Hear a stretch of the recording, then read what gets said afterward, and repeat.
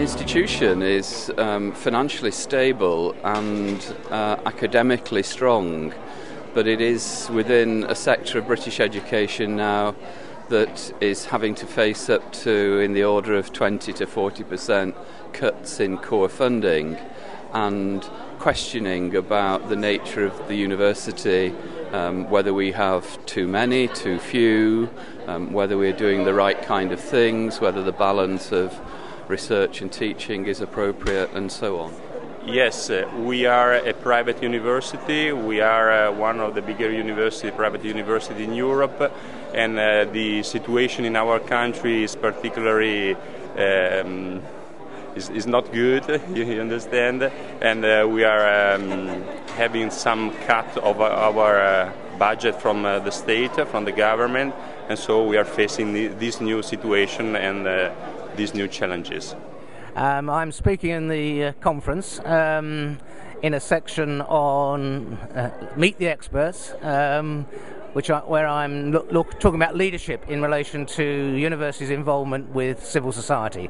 Well, we are trying to project ourselves as a civic university that's both globally competitive and locally engaged, bringing together the knowledge of the university to the regeneration of the city.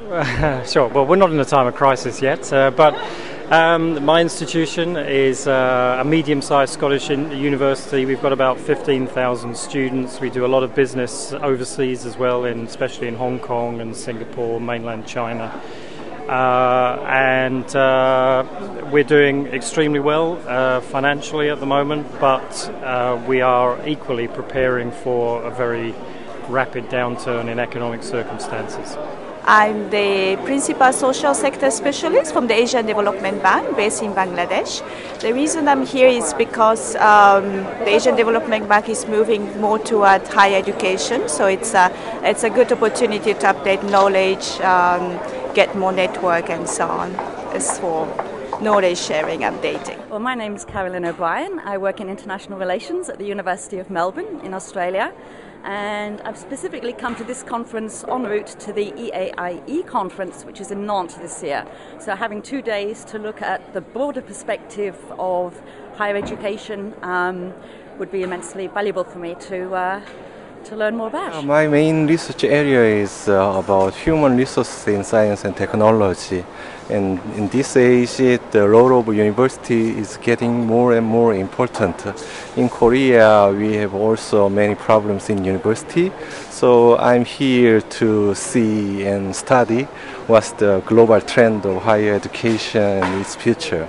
I work for a university that has a campus in China, a campus in Malaysia, and a campus in the UK. And so some of my work is to compare experiences on those different sites and different places. I think the thing I took from that most was the interface between research and teaching and the importance of that, particularly when you're teaching an international community. It's very difficult to tease out the scholarship from the research. And that's a very necessary thing to do, I think. Since our university is one of the national universities, so we much rely on the financial aspect by the government. So I'm very much concerned about the budget cut. Recently, our Japanese government administration proposed us 10% of budget cut is very serious.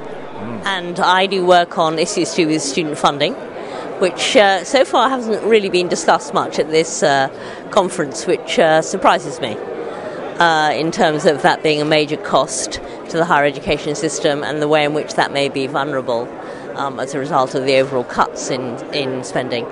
I've just been to an interesting session, and there one of the interesting things to crop up is how do we measure quality, and some of the conundrums methodologically of how one does it in a rigorous way.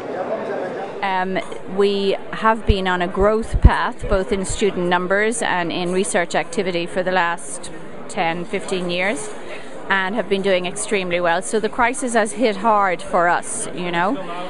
We were just getting to a level or a plateau where we wanted to be, and we wanted to consolidate and so on, and now we've had to become involved in retrenchment and downsizing and outsourcing and restructuring, and all generated by the financial crisis. The crisis came very speedily, very rapidly, and it required rapid adjustment, and that means opportunistic adjustment, which is not well planned, and that's a big danger for us. Alors, j'étais à l'université libanaise, qui est l'université publique, et comme j'ai terminé mon mandat, je quitte vers une université privée, et je suis maintenant à l'université La Sagesse. Et je suis membre du conseil scientifique de l'agence universitaire de la francophonie. Alors, je suis venue ici parce que le management, je le dis en anglais, de l'enseignement supérieur m'intéresse énormément dans un pays où les universités poussent comme les champignons. Alors, moi, j'ai appartenu à une université publique qui est immense. Et il y a un tas d'universités privées et un tas de petites institutions qu'on appelle universités. Pour un pays de 3 millions d'habitants, nous sommes déjà à la soixantaine. I am going to present here a paper about what I am doing in some certain part of the funding in higher education in Argentina. A different situation is going on through the last 5 years. We are growing at 8% per year, which is a very high level of growing. So we are experiencing a good moment in terms of funding and to the higher education institutions and all that. But anyway, we also think that maybe this is just for a few years and then a crisis again. Well, we have in Denmark, we've had extra resources for higher education in the form of globalization funding. And up until this year, it's actually been very good for us because we've had extra money every year. But this year, the government has decided that the globalization funding should be 1% of the GNP. And since the GNP has been falling because of the financial crisis, we actually face some large cuts over the next 3 years. So I would say that in our institution we are looking towards perhaps 2 or 3 years of quite bad economic conditions. We come to this conference because we are part of the big team which is being built the new university. We are actually the management team of the university. We came here to share our knowledge of other higher education institutions. We are a group of colleagues from different parts of Latin America and Spain working on teaching evaluation.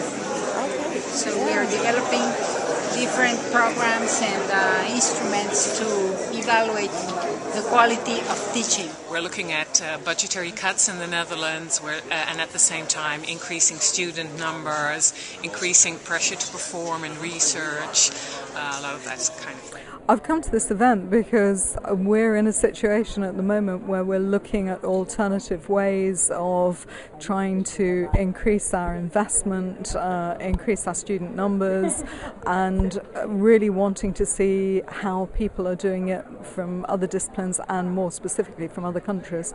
One of the things that we have got to do is actually make higher education professionals, because as academics we are not a profession. We claim to be, but actually under the real identification of what a profession is, we don't meet those criteria. We're not self-governing, we're not self-organising, and I feel that actually if we had that sort of status, we would we'd cost the country less and we'd probably be much more effective. Well, from our experience, there's been lots of challenges which have been brought about by the crisis. One main challenge is that financing of higher education has been reduced in a lot of countries, and there's been cutbacks on the education budgets, which is a huge challenge both to the access to higher education and the quality of higher education. And as OECD has been messaging, it's not a way of investing in our future. Well, it's very important that the student voice, which are actually the main stakeholder in higher education, is present and taking part in the debates about higher education. Crisis, allowing institution is taking the economic crisis very seriously. We've engaged over the last 18 months in a very big efficiency increase program. We've identified all the major areas of the university. We've set ourselves targets for savings, and we're changing the way we do our business. And I think we've had some very interesting conversations today about the important role for universities in terms of the social good and giving back to society. So it's about education for a civil society as well as worrying about the economy. I think it's very important that all the governments understand that supporting part-time education and ensuring students who are studying part-time receive the same level of financial support as full-time students do. And that's a very real challenge in my country. But education, look at China, it's long-term. That's, you build capacity long-term.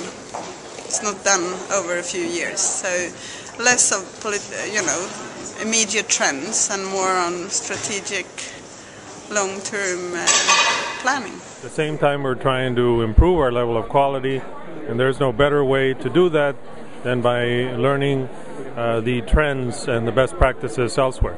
And third is we're involved in the quality teaching initiative that IMHE is currently carrying out. I'll be involved in a panel session tomorrow afternoon. We're currently seeking U.S. accreditation, and we'll probably achieve that in the next 15 months. So being linked to a forum such as this one is very important. What we need to remember, regardless of what we do, is we're here to prepare students.